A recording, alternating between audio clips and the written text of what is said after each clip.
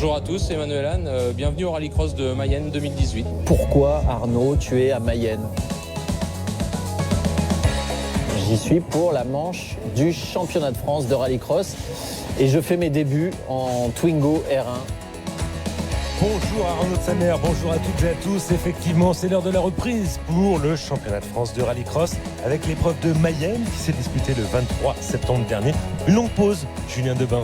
Oui, bonjour Vincent, bonjour à tous. Effectivement, oui, une grande pause après la dernière épreuve et un changement peut-être climatique, surtout à entrevoir ici sur cette épreuve de Mayenne. Une piste qu'on va découvrir en compagnie de Emmanuel Anne. Alors qu'on voit le calendrier, il restera 2 épreuves après, l'essai et Dreux. Cette piste, 953 mètres, 58% sur terre, 42% sur asphalte. On va les découvrir en voiture sous la pluie.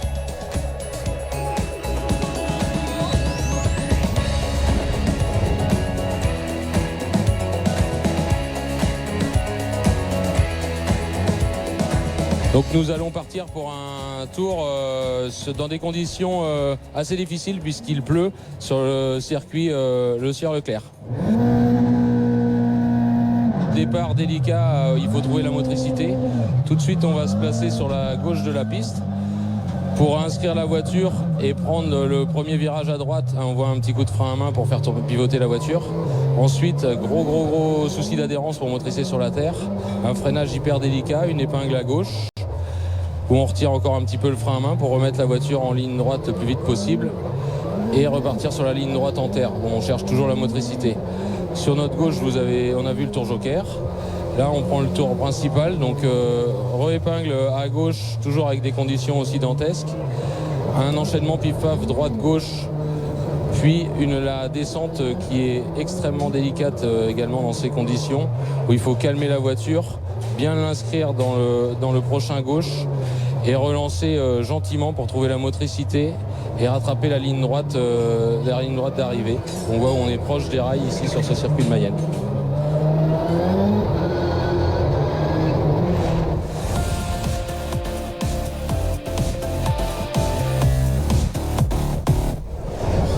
Et on a découvert la piste à bord d'une supercar, une débauche de puissance pas forcément de bonne aloi par une météo comme celle-ci. Il faut beaucoup doser. 550 chevaux, c'est beaucoup trop dans ces conditions. Et on place tout de suite aux demi-finales. On commence par la demi-finale B.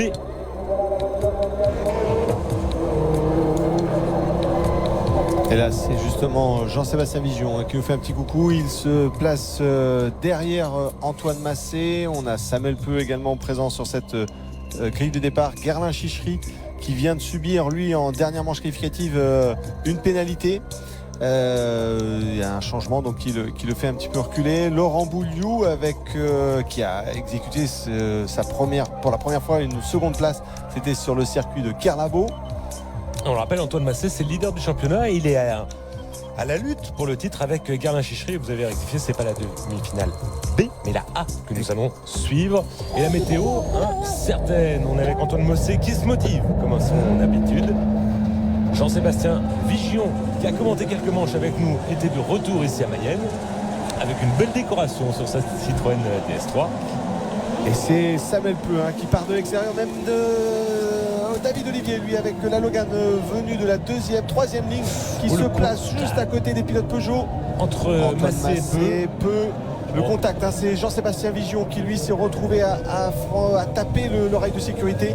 Contact où on frappe en fait pour dire non, je suis là pour me laisser la place. Et Guerlain Chichery est pour ça par 4e, on le rappelle. Contrairement au mondial, on part à 8 voitures, on retient les 4 premiers pour la finale. Et c'est fini pour Jean-Sébastien Vigion. Avec le rail de sécurité, on voit la roue avant qui est totalement ouverte. Alors que s'est-il passé ? Il a tourné un petit peu trop tôt, il semblerait pris dans la boue. Guerlain Chichery peut-être en appui derrière, c'est très serré, c'est très serré effectivement. Là, on est dans la voiture de Guerlain Chichery.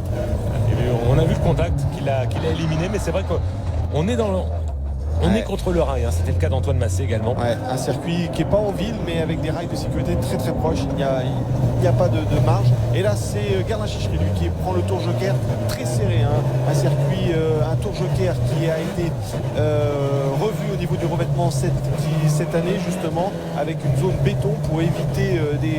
Il ressort cinquième derrière Laurent Bouliou. Alors pour l'instant, pas qualifié, mais il est on va attendre, hein, les leaders, Samuel puis Antoine Massé, Olivier et Bouliou, les pilotes qui précèdent, eux n'ont pas effectué le passage par le Tour Joker. On retrouve justement ces leaders, emmenés par Samuel Peu. Samuel Peu qui roule sans spotter. Exactement, c'est le seul, David Olivier, là, qui lui a vraiment bien évacué l'ensemble de la boue. On voit les essuie-glaces fonctionnent en permanence, mais surtout on a des buses avec des pompes à eau qui viennent injecter, balancer de l'eau sur le pare-brise en permanence. Antoine Massé ici à nouveau dans le Tour Joker, c'est très très lent, on est en première, deuxième, troisième. Ah oui, là c'est vraiment très très sinueux sur le Tour Joker. Il va ressortir devant Laurent Bouliou normalement.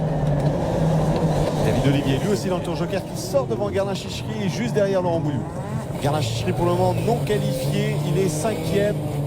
Le prétendant au titre, hein, face à Antoine Massé, qui exécute vraiment une très mauvaise opération pour le moment. Oui, ça va jouer par rapport, tout va dépendre de Laurent Bouliou et la manière dont il négocie le Tour Joker avec la Peugeot 208. On le voit ici en plein écran. Pierre est sixième, David Mélier septième. Le leader, Samuel Peu également, doit effectuer son passage par le Tour Joker. Il est en train de le faire. Il y a le panneau trop tard. Donc on est dehors.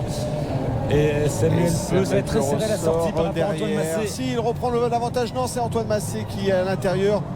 Voilà, vient se positionner. On le rappelle, c'est difficile pour Samuel Peu puisqu'il n'a pas de spotter qui peut lui signifier la position de son adversaire. Et Samuel Peu, hein, qui est très rapide ce week-end. Enfin, qui bouscule, qui le pousse, qui montre sa présence, qui signale sa présence. Et c'est peut-être pas fini. Regardez peut-être Samuel Peu qui se montre dans les rétroviseurs d'Antoine Massé. Ouais, et Samuel Peu a vraiment été trop lent dans ce Tour Joker. Il était pourtant le plus rapide juste avant avec un 56.028.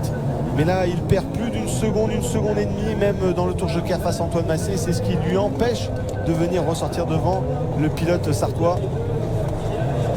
Avant-dernier tour, maintenant il reste Bouliou maintenant dans le Tour Joker. On va le surveiller parce que là c'est une place en finale qui est en train de se jouer. On est en compagnie du leader en caméra embarquée. Antoine Massé, ça peut jouer 208. Très soft, très propre. Laurent Bouliou dans le Tour Joker. Samuel Peu est passé, il est deuxième. David Olivier arrive lui aussi. Il ressort devant David Olivier. C'est Gardin Chichery, toujours en mauvaise posture. Cinquième. Premier éliminé.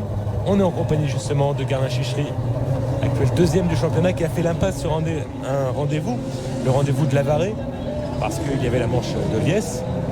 Il a donné priorité à son programme montagne. Et la victoire, c'est fait pour Antoine Massé devant Samuel Peu, troisième Laurent Bouliou, quatrième, eh bien c'est David Olivier qui est le quatrième et dernier qualifié. En revanche, et c'est la surprise, la contre-performance de Gardin Chichery, cinquième. Et ça risque d'être très préjudiciable au championnat. On signera la 6e place de Patrick Guilherme. David Mélier 7e et Jean-Sébastien Vigion qui avait abandonné au premier tour. Il n'aura pas pu repartir. La voiture était trop endommagée et bloquée surtout dans le bac à sable. Il y avait un invité de marque également en catégorie supercar, le pilote officiel Porsche en championnat du monde d'endurance. Ce que je fais maintenant à l'heure actuelle avec Porsche, je le fais depuis longtemps et je suis dans une certaine zone de confort et là j'arrive, je dois tout apprendre et c'est vraiment que du plaisir. Frédéric Makowiecki. Au volant de la Citroën. C'est très décalé par rapport à ce que je connais. Il y a 4 roues motrices, il y a de la terre. La voiture a tendance à beaucoup vivre, il n'y a pas d'aéro. Après, sous le sec, je commence à avoir un rythme qui est correct. Par contre, là, il y a la pluie qui s'est invitée. Un petit peu plus délicat et il faut utiliser quelque chose qui s'appelle le frein à main. Et je ne l'ai jamais fait dans ma vie, donc pas facile.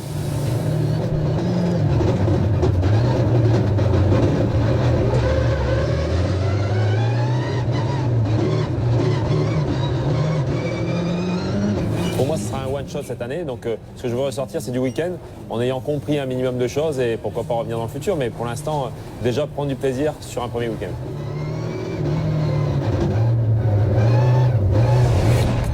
On va saluer déjà sa présence. Il s'en est très très bien sorti lors des manches qualificatives. D'ailleurs, on va le retrouver dans cette demi-finale, Frédéric Makowiecki. On va saluer également les efforts réalisés par Hervé Knappig pour apporter du sang neuf à la discipline avec des nouveaux pilotes. On a vu Stéphane Lefebvre qui avait roulé avec cette voiture. Exactement, Frédéric Makowiecki. Et puis ce n'est pas fini puisque l'annonce va se faire très prochainement. Il y a Laurent Laskowski, l'ancien pilote de l'équipe Rallye Jeune qui va arriver dans l'équipe d'Hervé Knappig. Ça sera à Dreux, donc ça sera encore un nouveau jeune pilote rapide au sein de l'équipe Knappig. Et on va surveiller Fabien Chanoine qui était très rapide à bord de la Clio, qui part en pole position avec Fabien Paillet, double champion de France.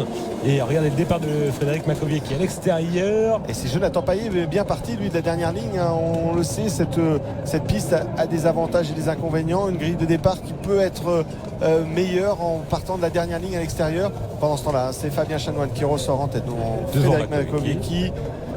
Mako, on va dire, hein, c'est difficile à prononcer. Comme tout le monde, on va dire Mako. Fabien Paillet, je pense, à part troisième. Surprise surtout, c'est Manuela, quatrième avec sa 208, le pilote mayennais. C'est pas une surprise. C'est pas une surprise parce qu'il nous a montré la piste, il la connaît bien. Bien entendu, mais pendant quelques courses, il avait fait l'impasse derrière. C'est Béduno ici au contact. Contact, j'avais pas pensé à ce point-là, mais au contact avec Cox. Et ça tape le rail de chaque côté. Ouais. Alors qu'on a vu Philippe Malouigne passer par le Tour Joker. Bonne opération pour Philippe Malouigne qui ressort 5e avec la sortie du Tour Joker. Il peut imaginer une qualification. Fabien Chanoine en tête devant Fred Mako. 3e Fabien Paillet. 4e Emmanuel Anne. Je parlais d'Emmanuel Anne effectivement pour une belle surprise. Fred Makowiecki qui tente l'extérieur, ça ne passera pas ici. Une belle surprise parce que le début de saison avait été compliqué pour le pilote mayennais sur sa 208. Il avait dû être assujetti à plusieurs abandons sur problèmes techniques. Ils ont fait un petit step. Tour Joker pour Fabien Paillet. On n'y voit absolument rien. Regardez les conditions. Lorsque les pompes à eau ne fonctionnent plus, c'est très délicat. Il est obligé pratiquement de s'arrêter pour éviter l'accident. Pendant ce temps-là, lui, Fabien Chanoine n'a aucun problème sur sa Clio. Et pour un pilote qui n'avait soi-disant jamais tiré le frein à main, peut-être pas en course, mais j'ai du mal à y croire, Frédéric Makowiecki s'en sort plutôt pas mal. Deuxième ici derrière Fabien Chanoine, qui est un pilote habitué. Alors attention, ça sort au large. Ah, ça doit être agréable pour un pilote de circuit. On peut faire tout ce qu'on n'a pas le droit de faire en rallycross sur une Personne piste. ne lui dit rien cette fois-ci. Les ingénieurs sont ravis de sa position et de ses excès. Mais oui, c'est vrai qu'effectivement, il tire beaucoup moins de freins à main en circuit. On amène sa trajectoire en emmenant les freins plus loin, plus tard, pour faire pivoter la voiture grâce à l'inertie. Et là, Fred Makowiecki tente le Tour Joker. Non, il se loupe. Ouais, là, on a vu qu'il n'y avait plus de direction. Ouais, surtout il a pris le Tour Joker, j'imagine, peut-être trop tard. Il s'est retrouvé dans la zone la plus sale entre les deux, c'est-à-dire entre le Tour normal et le Tour Joker. Je pense à Emmanuel Anne dans le tour, lui justement dans le Tour Joker. Et il ressort 3e derrière Fabien Paillet. Alors pour l'instant, les pilotes qui n'ont pas pris le Tour Joker sont Fabien Chanoine, le leader, et Philippe Malouigne 4e, alors que c'est reparti pour Frédéric Makowiecki. Mais regardez, la DS3 est passablement endommagée et surtout ça l'a éjecté du top 4, des places qualificatives pour, alors que le leader Chanoine est dans le Tour Joker, pour accéder à la finale. Pendant ce temps-là, Philippe Malouigne lui réalise le meilleur temps de ses demi-finales pour le moment avec un 53,727. Chanoine ressort en tête. Rapide. Il y a un problème sur la DS3 de Fred Makowiecki. Je crois qu'on se dirige vers un abandon. Ah, c'est dommage parce qu'on le voyait bien en finale. Il était allé sur le sec et sur la pluie. Il y avait beaucoup de choses à découvrir sur un seul et même week-end.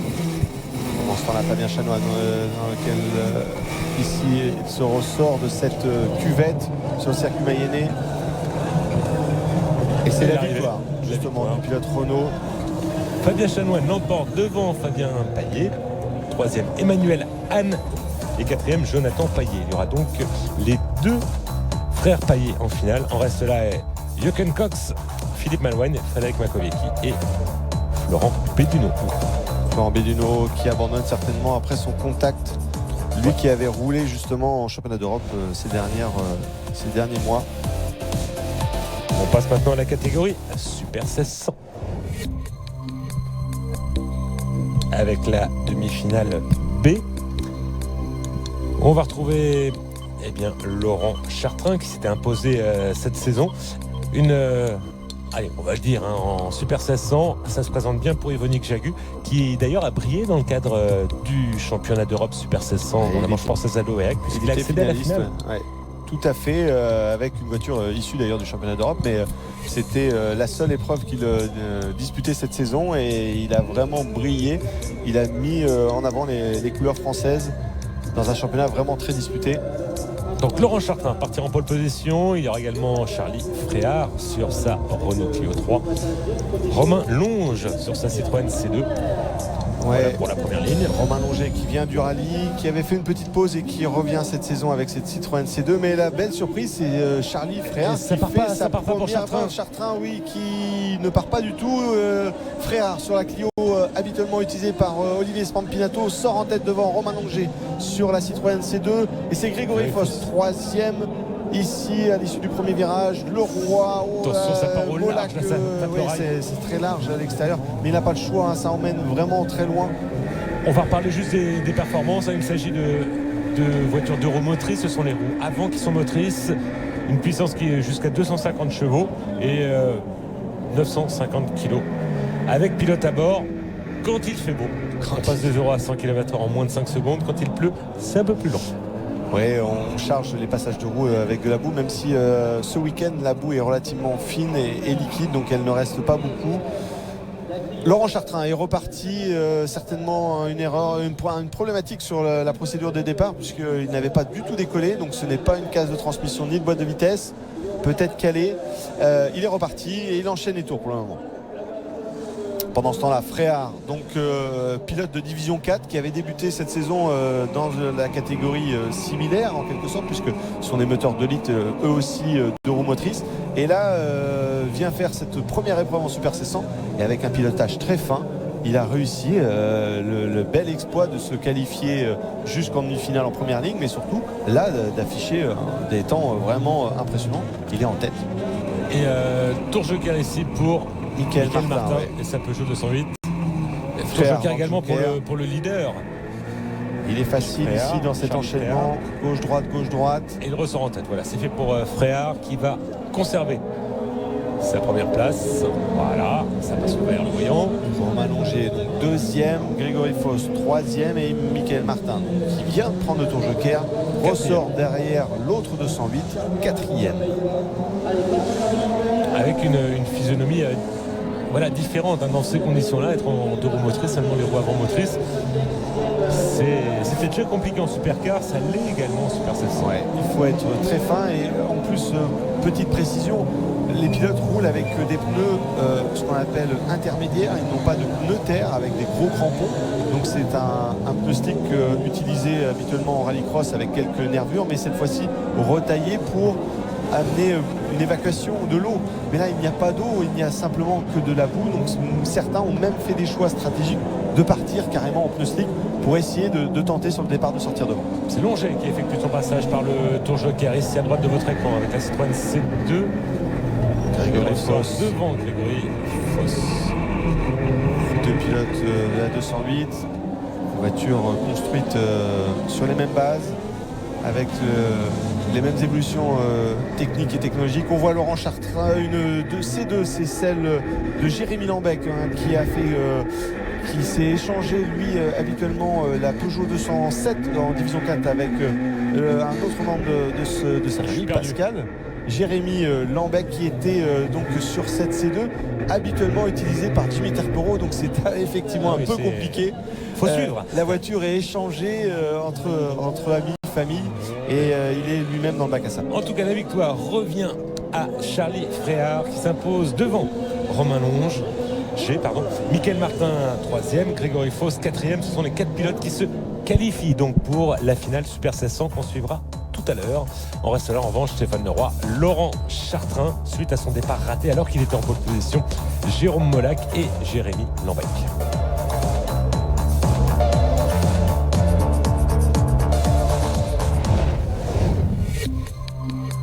Place à la seconde demi-finale Super 1600 avec cet homme, Yvonique Jagu, finaliste à l'OEC dans le cadre du championnat d'Europe Super 1600 et large leader du fait de la défection de ses concurrents.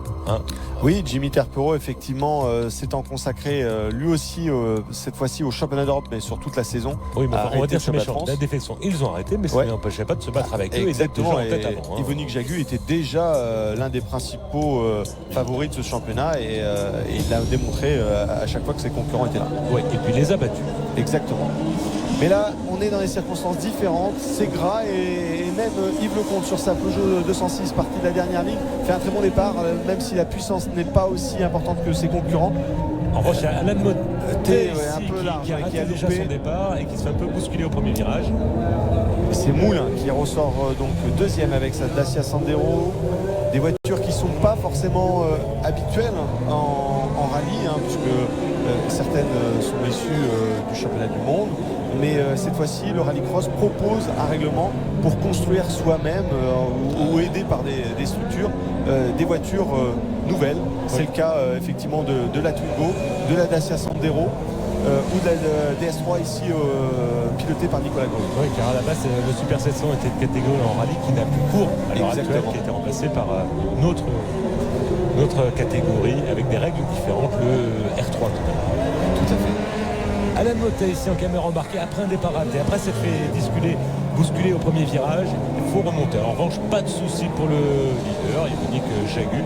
En plus, quand on est en tête dans ces conditions, on a un pare-brise propre, c'est l'avantage. C'est l'avantage. Gouriou, lui, pendant ce temps-là, prend le tour joker et ressort derrière Moulin qui venait de le prendre quelques temps plus tôt. Alan Motet, donc deuxième virtuellement, même si sur ce circuit, dans ces conditions, le tour joker peut être aussi vite que le tour normal. Ça paraît assez stupéfiant, mais finalement, on fait moins de mètres, moins de longueur. C'est le cas de Loéac également. C'est le cas de Loéac dans les mêmes conditions d'ailleurs lorsqu'il pleut. Le leader dans le tour joker et il ressort et conserve sa première place. Yvonique Jagu. Deuxième, Alan Motet ici à l'écran, poursuivi par une horde de pilotes qui eux ont pris leur tour joker justement. Et Gouriou. Alors, si le tour joker est plus rapide, c'est la bonne nouvelle pour Alan Motet. En revanche, il ne faut pas commettre d'erreur en le prenant. Dernier tour de course pour Yvonique Jagu et l'ensemble des concurrents. Et on va savoir maintenant si la stratégie était la bonne pour Alan Motet, le champion de France junior en titre, qui a gagné donc le volant de cette Renault Twingo Super 700. Yvonique Jagu sur sa Skoda Fabia, une deuxième voiture dont on devrait retrouver d'ailleurs peut-être d'ici la fin de saison avec un pilote. Il a l'air en difficulté, Alan Motet. Il est menacé par David Moulin. Et il prend le joker, il n'a plus le choix en espérant pour lui qu'il arrive à sortir de ce premier gauche très serré. Voilà, beaucoup d'angles volants. C'est très difficile ici, les murs sont durs. Et ça va se jouer avec Nicolas Gouriou. Ça passe. Non, Nicolas Gouriou sur les freins. Le choc. Oui, Alan Motet malheureusement est cale en plus. Donc ne peut pas repartir. C'est Eouzan qui ressort juste devant Alan Motet. Donc ça sera Nicolas Gouriou 3e et Eouzan 4e. Mais bon, le choc pourrait être suivi d'un passage par la direction de course. Direction de course. Chacun amènera ses images pour vérifier tout ça. Eh bien voilà, il sera déclassé justement Nicolas Gouriou suite au contact. Donc la victoire pour Yvonique Jagu était sans incontestable devant David Moulin, Nicolas Eouzan et donc Alan Motet, malgré ce choc, parvient à se qualifier 4e et dernier de cette demi-finale A. On reste là, Emmanuel Guillermo, Yves Lecomte et Nicolas Gouriou. On passe à la division 3. La division 3, une spécialité française, des voitures 2 ou 4 roues motrices. Elles sont quasiment toutes 4 roues motrices. Un moteur atmosphérique. Elle développe jusqu'à 450 chevaux. Et puis on retrouve sur la première ligne les deux principaux protagonistes de cette division. En effet, David Vincent qui sur ses dernières épreuves a vraiment maîtrisé son sujet. Xavier Briffaut avec la Mini Cooper. Le Guernevet, Grégory avec la Peugeot 208. En deuxième ligne, Maxime Sordet, l'ancien pensionnaire de la Coupe Twingo. David Leferrand. Et en dernière ligne, les pilotes mayennais que sont Durand. Quel envol de David Vincent. En revanche, départ complètement raté pour Xavier Briffaut et sa Mini qui pointe 6e. Englué par le peloton. Et c'est le Guernevet qui sort derrière David Vincent. Oui, alors c'est peut-être pas fini parce que ça se avec l'oreille de dans tous les sécurité sens. pour le Mayennais sur sa Skoda. Contact ensuite. Ouais, le contact de David Vincent qui David prend une Vincent sortie de dans le rouge. joker, pourtant. Il était en tête. Et au même endroit où s'est fait piéger tout à l'heure Frédéric Makowiecki. Ouais, là. juste un peu plus loin. Fred Makowiecki, c'était à l'entrée du tour joker. Cette fois-ci, c'est dans l'enchaînement gauche-droite. Et il s'est fait mal, hein, on Ouh, dirait. il s'est fait, ouais, David Vincent. j'espère que ce n'est pas grave. On va revoir. Il est sorti de lui-même, mais peut-être une douleur après l'impact parce que premier contact ici qui l'envoie directement dans le mur. Et c'est là où Ouais. l'impact était fort. Le C'est choc le deuxième est- impact de face au fossé en caméra embarquée. Et il n'a plus le choix, il ne peut plus rien faire après le premier contact. C'est trop tard, ça va trop vite. Il est conscient, il sort de lui-même. Mais on deuxième sent qu'il départ. avait mal à la jambe droite. Alors ça repart. Xavier Briffaut toujours en délicatesse. Et cette Sur le fois-ci, départ. c'est David Durand qui lui sort en tête. Xavier Briffaut, lui, attention, il se fait attaquer par David la Durand deuxième but de en Garnevet. tête. Briffaut deuxième, Le Garnevet troisième. Donc il y a moins de pilotes et le quatrième, c'est Alexandre Jeannot qui fait cette première course sur une voiture que l'on connaît très très bien. Oui. C'est la Toyota multiple championne De la discipline. de la discipline. Et habituellement piloté par Christophe Saunois qui a reloué cette voiture au pilote d'autocross Alexandre Jeannot qui découvrait la voiture et la piste et qui s'en sort très très bien. Et là, c'est le petit train dans le tour joker. Il y Que a la trois Beaucré, voitures. cinquième. Xavier Briffaut est en tête avec Samini. Il doit encore passer par le tour joker. C'est compliqué hein, malgré les 4 roues motrices de faire passer la puissance. Ouais, on entend vraiment, on est sur des œufs, on dose Ouais. l'accélérateur et malgré tout la voiture part en travers à chaque pression sur la pédale de droite. Durand qui a pris son tour joker mais les temps ne sont pas exceptionnels. On est avec lui en caméra embarquée, j'ai l'impression qu'il y a quand même un petit problème de visibilité. Hein, pour Ouais. C'est David dommage Durand. puisqu'il est actuellement deuxième. Maintenant Tour c'est joker Briffaut lui pour dans le tour Briffaut. joker. Alors on va être fixé, va-t-il ressortir devant derrière et il va conserver sa première position. Oui, c'est Xavier large Briffaut. et facile pour Xavier Briffaut. En dépit de 2 départs ratés. Et il pourrait faire la bonne opération dans le cadre du championnat. Après avoir manqué une épreuve pour cause de mariage. Faut faire quand même. Mais bon. C'était pas le sien pourtant. David Durand, plus. le pilote mayennais, Ouais, il est là. chez lui. Ça serait une belle opération pour lui quand même de faire ce podium. Et on a l'impression que ça commence à sécher sur la en partie effet, goudronnée en tout cas. les temps s'améliorent sur une partie, mais pas forcément sur toute, puisque parfois la piste se graisse aussi par Et la boue du reste du circuit. Victoire de Xavier Briffaut, mais on a vu en caméra embarquée que David Durand, lui, était très très content de sa deuxième place. Devant Et les siens. troisième, Grégory Garnevet. Confirmation du classement pour les 3 premiers. On se retrouve ensuite Alexandre Jeannot, Nicolas Boucle, David Vincent qui avait abandonné, de même que Maxime Sordet et David Leferrand lors du premier départ. Oui, un départ qui a décimé une partie du peloton. On va écouter Ça le vainqueur. relance complètement le championnat. Jusqu'à maintenant, on n'a pas été gâtés. On avait bien commencé à Ville.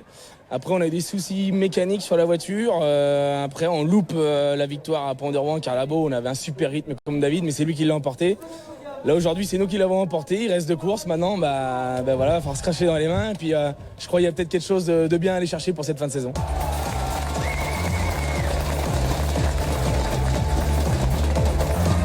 Quelque chose de bien, c'est peut-être un titre. Oui, c'est ce que. C'est l'interprétation qu'on en fait. En tout cas, au championnat, c'est toujours David Vincent qui est en tête avec une avance qui peut paraître confortable sur Xavier Briffaut, mais on rappelle qu'on décompte les 2. Une course pour les différentes catégories et 2 uniquement, c'est pour la Coupe Twingo. D'accord. Donc Xavier Briffaut peut se refaire. s'alléger de son mariage. Et on va passer. Salut à tous, salut à toutes, c'est Arnaud de Samer et je fais mes débuts en Twingo R1 en rallycross et je kiffe à mort. On va passer à la Twingo donc.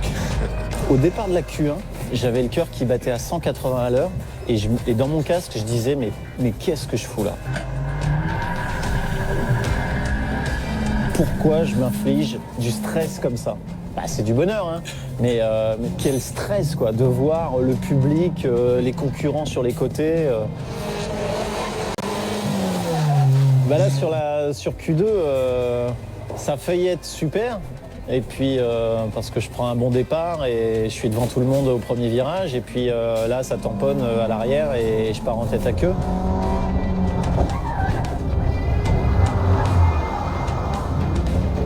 Mais voilà, il faut retenir le positif. Le départ était bon, donc je suis capable de faire un bon départ demain, pourquoi pas. Quand je suis en sport auto, j'ai aucun humour.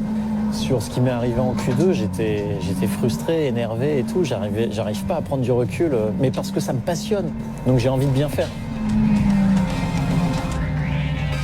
En effet, un vrai passionné qu'on a eu l'occasion de voir habituellement sur d'autres épreuves et j'espère qu'on le reverra. Il a la pointe de vitesse pour aller en finale. Ouais, malheureusement, il n'a pas passé la phase des qualifications, donc ni demi-finale ni finale, une finale où justement on va retrouver un petit peu les favoris, Valentin Comte, Emmanuel Danvaux et Baptiste Ménez. Les trois favoris sont là. En lice pour le titre sur la première ligne. Ça promet du spectacle. Très bon départ d'Emmanuel Danvaux. C'est Ménez qui lui par contre ressort un peu moins bien avec Restellini. Valentin Comte vient se positionner derrière Danvaux. Danvaux en tête, mais Restellini vient s'appuyer sur Comte un peu plus et encore un peu plus. Valentin Comte se retrouve maintenant resserré. Oui, Restellini passe deuxième, Comte troisième. Et on a vu Ménez, lui se retrouve totalement bloqué ici avec Cocaine. Ouais. Valentin Comte dans le tour joker, Danvaux dans l'enchaînement du tour normal ici. On glisse beaucoup de la part d'Emmanuel Danvaux. Valentin Comte, Lorty, Cocaine dans le tour joker et c'est Maxime Morin qui lui vient prendre la 4e place, le pilote mayennais. Allez, le leader dans le tour joker, on a fait un petit saut dans le temps. Danvaux ici à l'entrée, l'enchaînement joker. Et on va surveiller Valentin Comte à la sortie. Mais Valentin Comte deuxième derrière Restellini. Derrière Restellini qui se loupe. Valentin Comte qui passe maintenant ici à l'intérieur, il est mieux placé. Restellini qui recoupe. Maintenant Restellini là c'est un peu anti-sportif on va dire. Ouais, on n'est plus dans la trajectoire, surtout quand on met les roues à droite alors que le virage est à gauche. Emmanuel Danvaux dans l'avant-dernier tour avec Valentin Comte qui klaxonne. Et il l'emmène ici sur les derniers mètres. On voit aussi le soleil qui arrive, la piste qui essaye de s'assécher. Et c'est Emmanuel Danvaux qui gagne. Qui l'emporte, qui renoue avec la victoire devant Valentin Comte. Troisième Alexandre Restellini. Baptiste Ménez quatrième avec un écart assez important, 10 secondes de retard sur Valentin Emmanuel Comte qui était très vite au tour. C'était lui d'ailleurs le plus rapide. On sur s'est cette peut-être un manche. peu laissé aller en milieu de championnat en se disant c'est fait mais rien n'est fait. Je me suis remis un peu en question et je pense que c'est bon, ça va le faire. Eh bien ça l'a fait, une nouvelle victoire pour Emmanuel Danvaux. Et au classement du championnat, eh bien Valentin Comte deuxième désormais devant Baptiste Ménez. Mais Manuel Danvaux a fait le plus dur. C'était bien de renouer avec la victoire. Mais n'oublions pas qu'il y a des décomptes et Valentin Comte avait eu un accident. C'était à essai, la voiture avait été sur le toit. Donc tout peut se faire encore à l'essai et surtout à droite.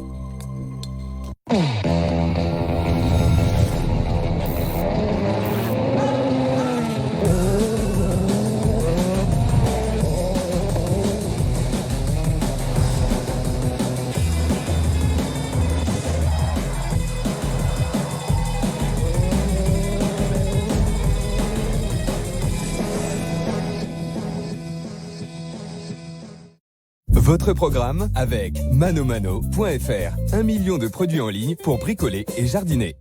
Citroën C3 WRC vous présente le championnat WRC. Citroën.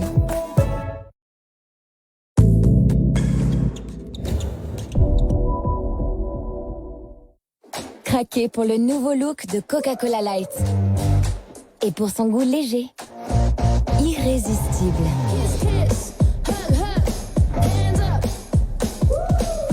Vraiment irrésistible. Vivez la vie avec plus de légèreté avec Coca-Cola Light.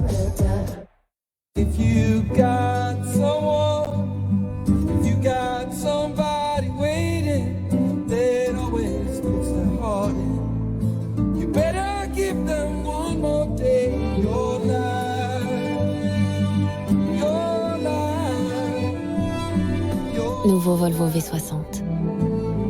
Pour ceux qui comptent.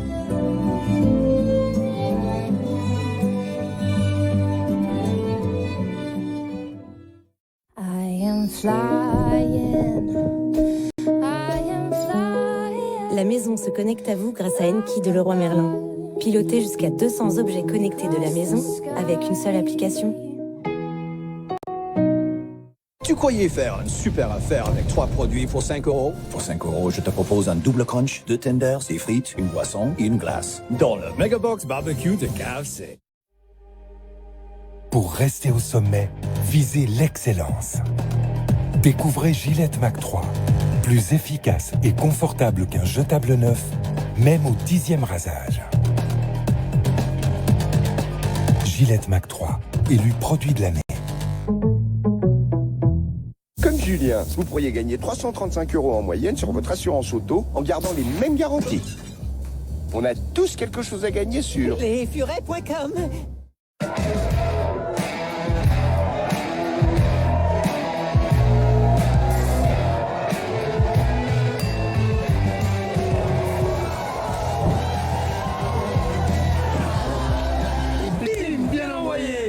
Bistro Régent, le restaurant tout simplement, recommandé par Philippe Etchebest.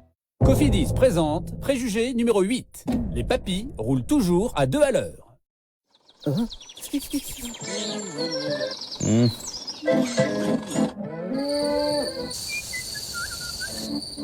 trouvez ça absurde? Nous aussi.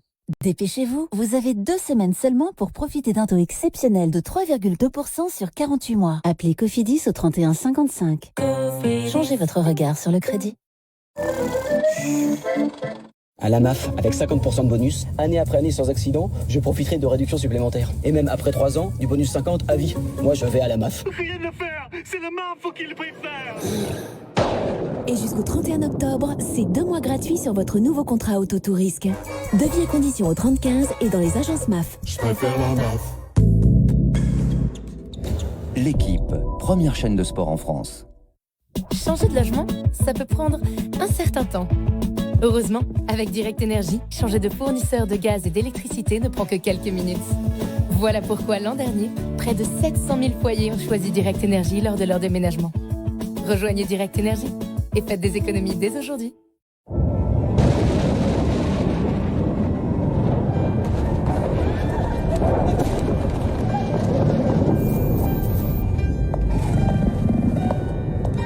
Bonsoir, madame. Quel temps? Il n'y a aucune raison d'avoir peur. C'est juste de l'électricité.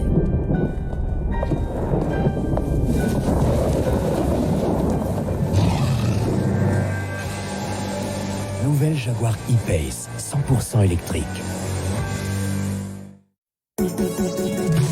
Vous aimez avec 2M. Quand on est une complémentaire santé, c'est proposer à vos salariés des soins optiques, verres et montures, sans reste à charge ou à tarif négocié. De quoi avancer sereinement et voir plus loin ensemble. Malakoff Médéric, on vous aime avec 2M. Où est-ce qu'on drop? Fortnite est sur Nintendo Switch. Salut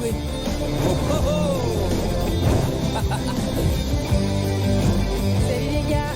Salut. Vous êtes là? C'est prêt? C'est cool. Atterrissez au bon endroit. Minez le décor. Vite les gars, venez me chercher.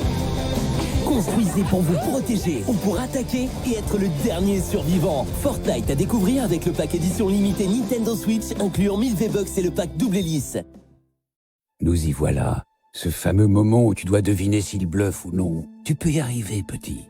Utilise ce don qui t'a permis de deviner qu'il mentait quand il t'a dit que la prochaine fois ce serait pour lui. Qu'il allait prendre soin de ta voiture comme si c'était la sienne. Que bien sûr que c'était Cookie. Il a juste changé de couleur, ça arrive. Ne doute jamais de ton talent, champion. Et n'oublie pas, tu t'es assez fait bluffer pour ne plus jamais te faire bluffer. Poker Stars, vous êtes déjà un grand joueur de poker. On y va? Oui. Ils ont été sélectionnés parmi les meilleurs. Ils ont suivi l'entraînement le plus endurant, le plus exigeant. Dessert Bocco, Philippe Conticini. Oh oui, c'est ça. Sans aucun répit. Enfin, presque. C'est parti pour une nouvelle aventure. TGV devient TGV Inouï. Déjà au départ de Paris, Bordeaux, Lyon, Metz, Nancy, Strasbourg, Toulouse et bientôt dans toute la France. Ouvert à ceux qui étaient là tôt ce matin, qui seront encore là ce soir. Et aussi à ceux qui pourraient en faire un peu plus. Basic Fit, ouvert à tous. Fitness gratuit jusqu'au 1er décembre et un sac offert.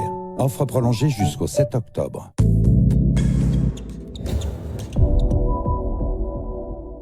Votre programme avec meilleurtaux.com, comparateur d'assurance auto. Pour faire les meilleures économies, c'est meilleurtaux.com. La passion du sport avec les ascenseurs de maison Etna France. Etna France, l'ascenseur pour tous. La division 4 ici avec Xavier Goubil. Alors, division 4, encore des deux roues motrices, mais animées par un moteur de 2 litres de cylindrée atmosphérique. Et eh bien, au championnat, la bagarre se joue entre Xavier Goubil et Florian Zavatin. Et il y a Aurélien Crochard au milieu sur la première ligne. Deuxième ligne, Yvan Bedoué. Jean-François Blaise, qu'on retrouve régulièrement maintenant sur le podium. Christophe Barbier, Jean-Michel Guérin sur sa Peugeot 208 et Sébastien Alemani. Allez, c'est parti pour cette tour de course. Voilà, ça patine au départ. Très difficile pour les passions, mais Goubil s'échappe totalement. Et Zavatin qui reste avec la Clio 4 qui a eu du mal. Et c'est même sorti de la troisième ligne que Barbier arrive à se positionner ici en troisième place avec sa Citroën DS3. Jean-Michel Guérin de façon très fortuite arrive à recouper même très bien. Il va sortir peut-être deuxième. Blaise, le contact avec Blaise, ça passe un peu large. Ouais, Blaise, Barbier. C'est compliqué ici sur le gras. Et Guérin qui finalement ressort maintenant en quatrième position. Au coude à coude avec Florian Zavatin. Qui prend le joker. On l'a vu à gauche sur la caméra embarquée. Zavatin dans le joker, suivi par Crochard et Alemani. Crochard qui... Pas forcément la bonne stratégie de se jeter tous dans le joker si jamais un pilote venait à s'entrechoquer avec les murs. Crochard ressort devant Bedoué en quatrième, cinquième position. On est en compagnie de Florian Zavatin, quatrième. Ça me paraît... c'est serré ici avec Crochard. Crochard en a profité dans la remontée pour passer Zavatin. Barbier qui gêne un petit peu les pilotes Renault. Jean-Michel Guérin est revenu juste au contact. Devant, Goubil et Blaise se charge de mener la danse. Goubil bien en avance. Et ici, Crochard qui arrive à se positionner à côté de la DS3. Il est passé. N'oublions pas que Crochard lui a déjà pris le joker. Et regardez Guérin qui attaque Florian Zavatin. Le leader du championnat, ça pourrait être une mauvaise opération. Blaise qui vient de voir Goubil sortir de son joker devant lui. Guérin est plus vite à Zavatin. Il tente même de recroiser. Ça peut passer à l'accélération. C'est étonnant de voir Zavatin en difficulté ça comme ça. passe d'ailleurs ici pour Jean-Michel Guérin. Le choix des pneumatiques était différent. Jean-Michel Guérin était en pneu slick pendant que Xavier Goubil s'impose assez facilement. On l'a même pas vu. Il a fait sa course. Et il s'impose avec plus de 3 secondes d'avance sur Jean-François Blaise. Et 4 secondes 6 sur Aurélien Crochard, 3e. 4e, Jean-Michel Guérin, on l'a vu, qui a pris le meilleur sur Florian Zavatin. Suivent Christophe Barbier, Yvan Bedoué et Sébastien Alemani. Une stratégie payante pour Goubil qui était parti en pneu slick malgré les conditions. On écoute le vainqueur. Dès le début des essais et des warm-up sous 2 conditions différentes, on était très à l'aise avec la voiture. On a fait un choix de pneumatique qui a été très judicieux et qui nous a permis d'être à l'aise, confiant et maîtriser ce week-end parfaitement. Il le confirme, c'était bien les pneus slick quand Zavatin, lui, était parti en pneu terre. Belle option prise par Xavier Goubil qui se rapproche au championnat. L'écart est désormais de 11 points et ça va se jouer jusqu'au bout. La manche de l'essai ne sera pas décisive, c'est quasi assuré. On va attendre Dreux pour savoir qui remportera cette catégorie, la D4, championnat de France de rallycross. On va repasser au Super 1600 pour suivre la finale avec ce pilote Yvonique Chagut. Et un brin de soleil. Ça fait du bien. Mais pour les spectateurs, mais c'est un casse-tête, j'ai l'impression. Exactement, parce que là, ça complique à chaque fois ce choix de pneumatique. On le rappelle dans la catégorie Super 1600 comme en Supercar, 2 pneumatiques, un pneu intermédiaire pour la pluie et un pneu slick pour les conditions sèches. Cette fois-ci, chacun peut tenter un coup de poker, essayer de privilégier le départ ou la relance à la sortie du tour joker. Chaque situation est un petit peu difficile à jauger. Le soleil étant à bouger surtout. Et là, très bon départ ici de Grégory Foss à côté de Ouzan. Il vient même se coller à Longer. Et il a gagné une ligne quasiment. 2 lignes même, il arrive pratiquement. Oui, il sort 4e. Alors, on juste virage. devant David Moulin maintenant qui passe en 4e position. Fréard est donc à assurer sa 2e place derrière. Oh là là. Le contact de Héouzan sur Grégory Foss. Et Grégory Foss partant attaqueux. Ouais. Martin essaie d'en profiter. Plongé. Ouais, beaucoup de ménage et c'est Alain Motet qui lui est en dernière position. Avec Satwengo. En tête, on retrouve Yvonique Jagu. Il précède la Clio R3 de Charlie Fréard. Et derrière, c'est sa position, c'est David Moulin et la Dacia Sandero. Charlie Fréard qui faisait sa seule et unique pige en catégorie Super C100 puisque cette voiture sera conduite par un ancien rallyman. À la prochaine épreuve, ce sera Charles Martin avant de revoir Olivier Spampinato à Dreux. Et regardez le leader qui est sous la menace de Charlie Fréard, justement, qui en fait bon usage de cette Clio R3. Et on peut parler de la spécificité. Hein. C'est pour les 7 pilotes ici qualifiés, ils sont tous avec des moteurs 1,6 litre Super 1600, alors que justement Charlie Fréard est donc lui sur une Clio de la catégorie R3 avec une balance de poids pour optimiser les performances, et donc 2 litres de cylindrée, un moteur un peu plus coupleux et donc dans les circonstances grasses lui permettent ici de suivre le rythme d'Yvonique Jagu. Les esprits s'échauffent entre Romain Longer et Nicolas Hézon. Et bien, du coup, Romain Longer observe son passage par le tour joker, on est en sa compagnie. Attention à ne pas se faire surprendre, on a vu que ça peut être délicat, notamment dans ce virage qui a causé la perte de David Vincent tout à l'heure en division 3. Et il ressort derrière Alain Motet. Et là, c'est Nicolas Hézon. Motet derrière Michael Martin. Ils sont 4 pour une seule place. C'est compliqué de faire passer la puissance. Et d'ailleurs, c'est Romain Longer de façon très stratégique qui vient se mettre à l'intérieur. Les roues en ligne face à Alain Motet pour le passer. Et vous avez vu, dès qu'on sort un peu de la trajectoire, on a l'impression qu'on part complètement en travers. Et oui, l'essentiel, c'est d'avoir les roues le plus droit possible pour faire passer la puissance. On le rappelle, environ 240 chevaux pour ces voitures à placer uniquement, à faire passer sur les 2 roues avant. Une belle bagarre. Et Héouzan dans le tour joker pour la 4e place. Freinage ici sur la partie qui est théoriquement bétonnée, mais maintenant très Fréard également dans le tour joker. Il était 2e et il va ressortir 2e. Très facile. Moulin, lui aussi dans le joker, ressort 3e. Et c'est Michael Martin qui prend la 4e place après avoir pris le tour joker. Ici David Moulin avec sa Dacia Sandero. Michael Martin, Romain Longer, Alain Motet, Nicolas Héouzan. Et le leader, Yvonique Jagu, on l'avait presque oublié. Et bien à son tour, il passe par le tour joker. On va surveiller la sortie et voir où il se situe. Attention, parce que derrière Fréard et sa Clio R3 sont bien revenus. Mais Yvonique Jagu ressort devant. Et j'ai même l'impression qu'il se permet d'assurer un peu. C'est un peu ça. Il domine son sujet. Il est seul au monde. Il peut se permettre même de réduire ses temps. Yvonique Jagu qui était descendu en 58.777, qui maintenant remonte un petit peu en 59. En revanche, là, Romain Longer et Grégory Foss sont à la bagarre. C'est très serré ici pour la 4e place. Romain Longer, la 4e, oui. Romain Longer avec sa citroën. Et on se demande, Charlie Fréard est revenu. Qui menace Yvonique Jagu. Donc là, c'est pas facile, il faut se remettre dans le rythme. C'est ça, puisque gérer une course, c'est aussi rester dans le rythme, comme vous le dites si bien, Vincent. Et Fréard qui se fait menaçant. Heureusement, nous sommes dans le dernier tour, mais on l'a vu le pilote professionnel Porsche Fred Makovecki faire une erreur justement à l'entrée du tour joker, donc ça se joue à quelques dixièmes, mais c'est fait pour Yvonique Jagu. Mais bon, ne doit pas être très belle prestation du pilote de la Clio du team SRD Chanoine Academy, 2e avec cette Clio R3. Charlie Fréard, c'est son meilleur résultat de l'année, me semble-t-il. Tout à fait. Il y a eu des podiums déjà, mais c'était des 3e places.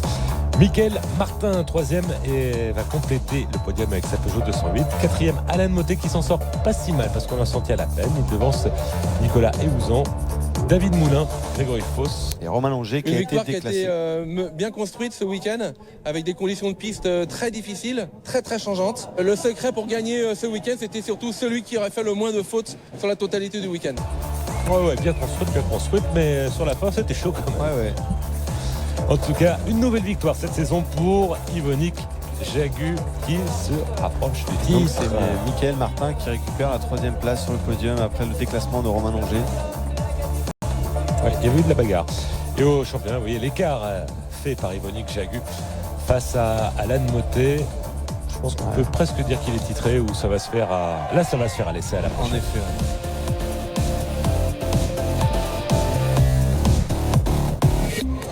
Et on va terminer par le bouquet final de ce feu d'artifice avec la finale des supercars. En pole position, Antoine Massé avec une Peugeot 208 qui est parfois pilotée dans le cadre du championnat d'Europe par un certain Cyril Raymond qui s'en sort plutôt bien. Bonne une victoire à Logac, c'était avec cette voiture. Samuel Peu, peut-être le meilleur pilote, l'un des meilleurs pilotes de l'histoire du rallycross, vraiment un touche-à-tout. Français. Il a gagné, français bien entendu, je ne m'emballerai pas à le mesurer, mais il a le niveau pour rouler en mondial, ce Samuel Peu. Laurent Bouliou ici, lui, en 3e ligne, juste après Fabien Paillet, Emmanuel Hahn, David Olivier sur sa Renault Dacia Logan, oui. Et Jonathan Paillet qui avait fait un très très bon départ depuis cette même position tout à l'heure, la 3e et dernière ligne à l'extérieur. Alors, petite information, les 3 premiers ont mis les pneus slick, les 2e et 3e lignes sont en pneus intermédiaires. La grosse motivation d'Antoine Massé. Ouais, attention à pas s'assommer quand même. Pleine charge, frein inséré. Le regard sur le... Et c'est parti. Mauvais départ justement d'Antoine Massé, c'est Fabien Paillet qui vient se positionner, Samuel Peu à l'extérieur fait justement le premier start ici en tête. Emmanuel Hahn de la 2e ligne, 3e, 4e, oui, c'est Fabien Paillet qui repasse. Le mauvais départ, c'est surtout pour le pilote de la Clio, Chanoine. 4e.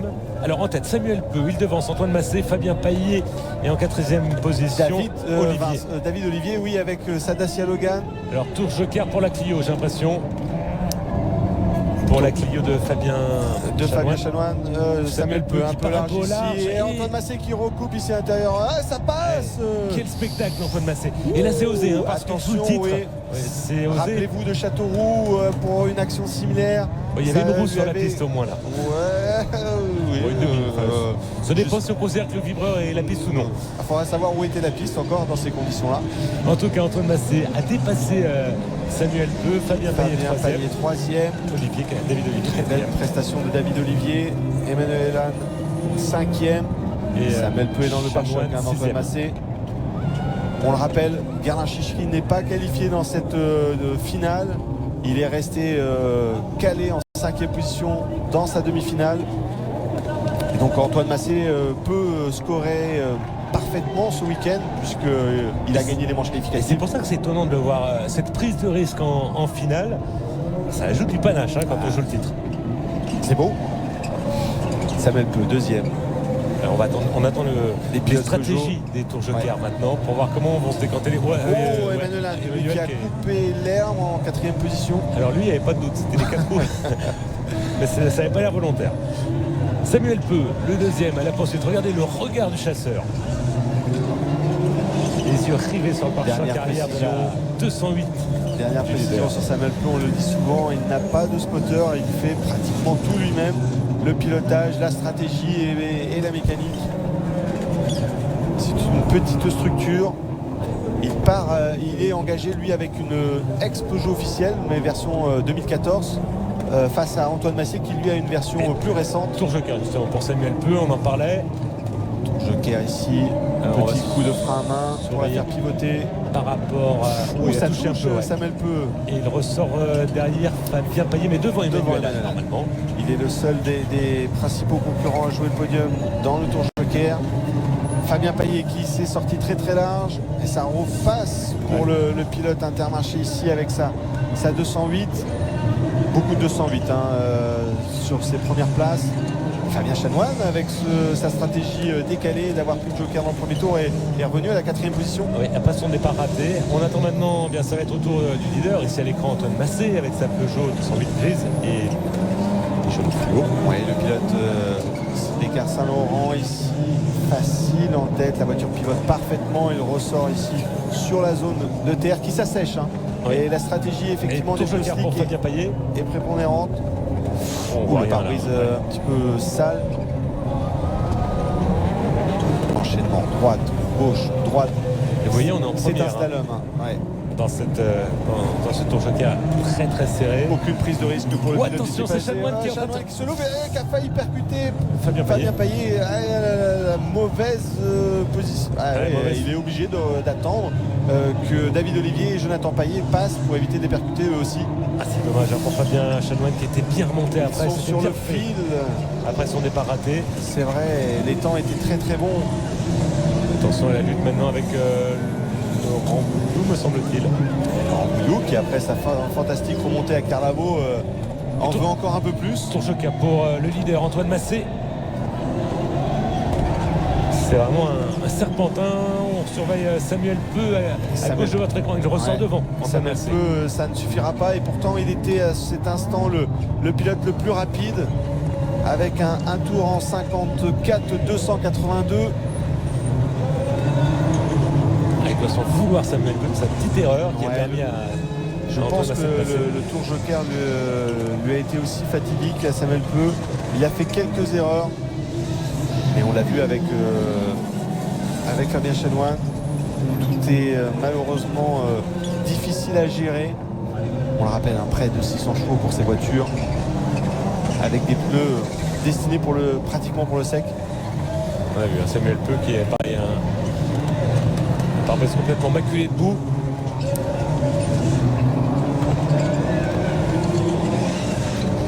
Alors qu'on entre dans le dernier tour pour Antoine Massé, Samuel Peu et Fabien Payet. Pour l'instant, c'est un triplé 208. Il faut aller jusqu'à la 4e place pour trouver une autre voiture, en l'occurrence la Dacia Logan de David Olivier. Le leader en caméra embarquée. Beaucoup plus propre. On peut le signaler pour Antoine Massé que ce début de saison, il maîtrise de mieux en mieux. Il connaissait le rallycross, c'était dans les formules de promotion, mais cette fois-ci, c'était la première fois en supercar. Et on sent qu'il fait de plus en plus corps avec cette voiture. Et cette épreuve pourrait marquer le tournant du championnat parce que son plus proche rival, Guerlain Chichery, lui, n'a pas passé le cap des demi-finales. Au contraire, Antoine Massé qui pourrait même concrétiser cette finale par une victoire, une nouvelle victoire. Et on peut dire qu'il a aidé la chercher avec un dépassement de toute beauté sur Samuel Peu. Vous voyez, c'est l'écran. Ces pilotes sont vraiment très spectaculaires. Leur niveau. Et voilà, c'est fait pour Antoine Massé. Nouvelle victoire avec du panache, là faut le dire. Exactement, effectivement, et sans coup férir. Samuel Peu, Fabien Payet, très beau respect aussi à travers ces pilotes, on le sait. Un triplé des Peugeot 208. C'est vrai qu'elles étaient bien représentées. Sur les 8 voitures de la finale, il y en avait 5. Donc ça optimise les chances de victoire. Mais en tout cas, quelle victoire ici d'Antoine Massé. Et on se félicite avec Samuel Peu. Parce que là, Samuel Peu peut s'en vouloir qu'à lui. Il n'a pas été bousculé. Exactement. L'erreur, elle vient du pilote Eagle sur sa 208 blanche. On va écouter le vainqueur Antoine Massé, qui doit être très très content.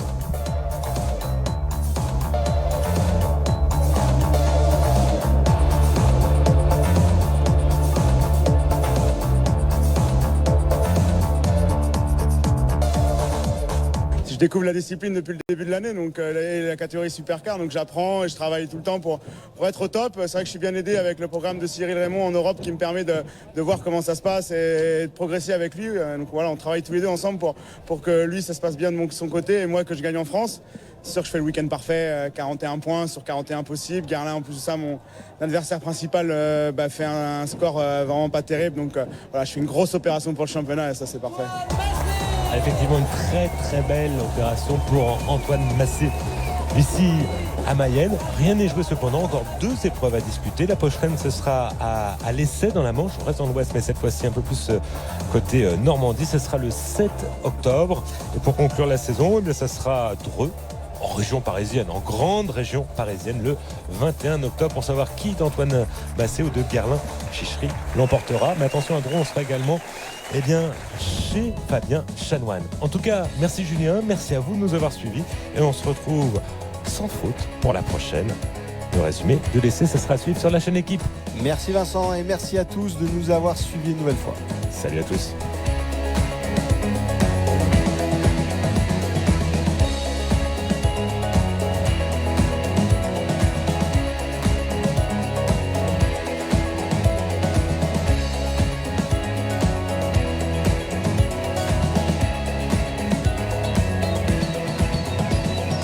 C'était votre